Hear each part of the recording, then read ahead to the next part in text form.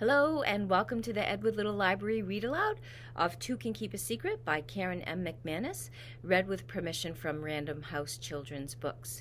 We're on chapter 17 today, but we're going to recap a little bit about what happened yesterday in chapter 16. It was a very short chapter, if you remember. Malcolm wakes up to hear Officer McNulty talking with Katrin about Brooke's disappearance. Katrin is voluntarily offering information that she did text with Brooke the night before, but that she thought Brooke went home with Viv because it was closer, so she hadn't really seen her since then. That is when Malcolm realizes with horror that he is about to repeat the same conversation with Officer McNulty that Officer McNulty had with Declan when Lacey disappeared. So that's where we're in the middle of Officer McNulty going around to people asking about Brooke's disappearance. So that brings us to chapter 17. This is a chapter narrated by Ellery, and the date is Sunday, September 29th. This time, unlike after the hit and run with Mr. Bowman, I'm a good witness. I remember everything. I remember taking the paperclip from Brooke's hand and picking up a second one from the floor. Paperclips? Officer Rodriguez asks. He went directly into questioning mode as soon as Ezra told him we'd left Fright Farm with Brooke. We moved into the kitchen, and Nana made cocoa for everyone. I grasped the still warm mug gratefully as I explained what happened before Ezra joined Malcolm and me. Yeah, they were pulled apart, so they were almost straight. People do that kind of thing sometimes, like a nervous habit. I do anyway. I never met a paperclip I didn't immediately twist out of its pre-existing shape. I remember Brooke being sort of goofy and funny and rambling at first. She made a "that's what she said" joke, I tell Officer Rodriguez. His face is a total blank. That's what she said? Yeah, from The Office, the TV show. I tilt my head at him, waiting for it to click, but his brow stays knit in confusion. How can anyone in his 20s not get that reference? It's something the lead character used to say as, like, a punchline after a double entendre. Like, when someone says something is hard, they could be referring to a difficult situation or, to a penis. Ezra spits out his cocoa as Officer Rodriguez turns bright red. For heaven's sakes, Ellery, Nana snaps. That's hardly pertinent to the conversation at hand. I thought it was, I say, shrugging. It's never not interesting observing Officer Rodriguez's reactions to things he doesn't expect.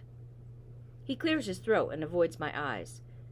And what happened after the joke? She drank some water. I asked her what she was doing in the basement. Then she started seeming more upset. I remember Brooke's words, like she'd just spoken them 5 minutes ago. I shouldn't have. I have to show them. It's not right. It's not okay. What happened? Wouldn't you like to know? My stomach squeezes. Those are the sort of things that seem like nonsense when a drunk girl is babbling at a party, but ominous when she's missing. Brooke is missing. I don't think that's really sunk in yet. I keep thinking Officer Rodriguez is going to get a call any second, telling him she met up with her friends after she got home. She got a little teary when she said all of that, I say. I asked her if it was about the pep rally, but she said no. Did you press her? Officer Rodriguez asks. No, she said she wanted to go home. I offered to get Kyle, and she said they'd broken up, and that he wasn't there anyway.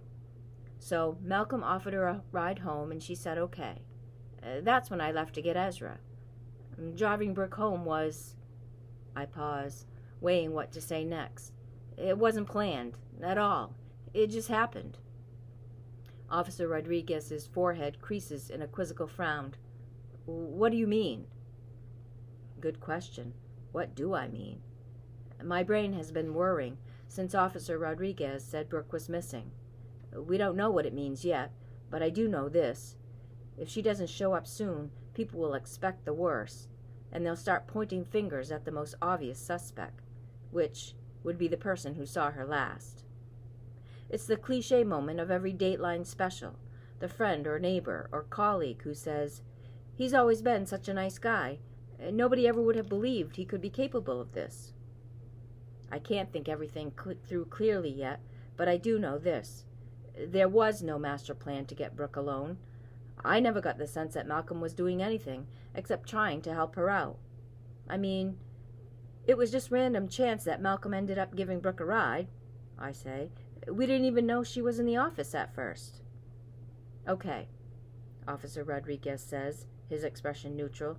"So, you left to find Ezra, and Malcolm was alone with Brooke for how long?" I look at Ezra, who shrugs. 5 minutes, maybe, I say. "Was Brooke's demeanor any different when you returned?" "No, she was still sad. But you said she wasn't sad earlier, that she was joking."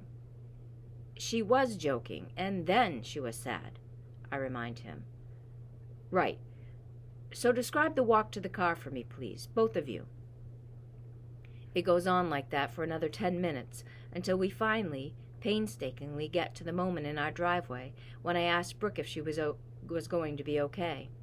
I gloss over the part where Malcolm asked if he could call me, which doesn't seem important right now. Ezra doesn't bring it up either. She said, "Why wouldn't I be?" Officer Rodriguez repeats. "Yeah? And did you answer?" "No, I didn't." It hits me with a sharp stab of regret now that I should have. "All right." Officer Rodriguez snaps the notebook shut. "Thank you. This has been helpful. I'll let you know if I have any follow-up questions." I unclench my hands, realizing I've been knotting them in my lap. They're covered with a thin sheen of sweat. "And if you find Brooke, will you let us know she's all right?" "Of course. I'm heading to the station now.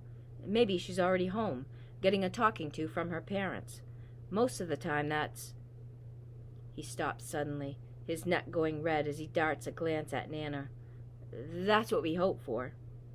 I know what he was about to say. Most of the time, that's how these things turn out.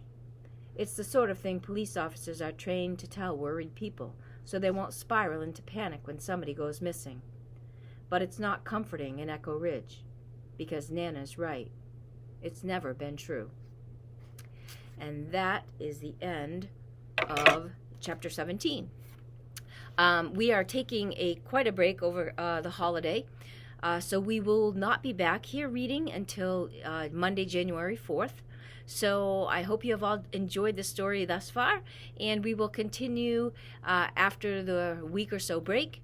Right here, 3 o'clock on our EL YouTube channel. So I hope everyone has a great vacation and a nice holiday season, and I will see you back here on January 4th.